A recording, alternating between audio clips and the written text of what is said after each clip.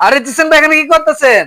আরে ভাই আজব এক পোর্টেবল বোর্ড নিয়ে আসছি যেটা আপনি সব জায়গাতে নিয়ে যেতে পারবেন। সব জায়গায় নিয়ে যাবে? জি। তো আপনি কি করতেছেন ভাই এটা? আমি বইটা সেটিং করতেছি। ওরে ভাই পানিতে নামাবেন?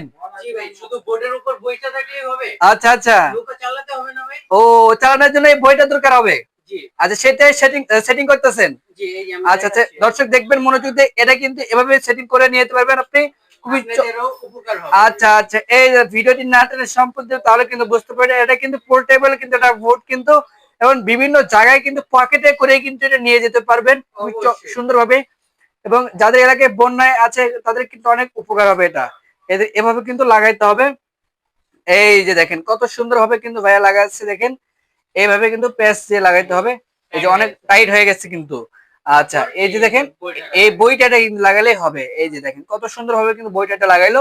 এটাতে কিন্তু দুইজন কিন্তু আপনারা বসতে পারবেন, কিন্তু দুইজন বসে কিন্তু দুই পাশ দিয়ে কিন্তু বইটা মারবেন, আর কিন্তু স্পিড বোর্ডের মধ্যে চলে যাবে। আচ্ছা, দুইটা থাকবে মানে দুইজন বসা যাবে। হ্যাঁ, দুইজন ইউজ করতে আচ্ছা, পারবে। দুইজন কিন্তু চালাইতে পারবে এই যে কিন্তু এখানে লাগানো থাকবে, আচ্ছা পানিতে থাকলে আমি দেখায় দিচ্ছি। আচ্ছা, পানি কিন্তু আসলে নাই এখানে, তারপর আমরা দেখাই যে যতটুকু পারি।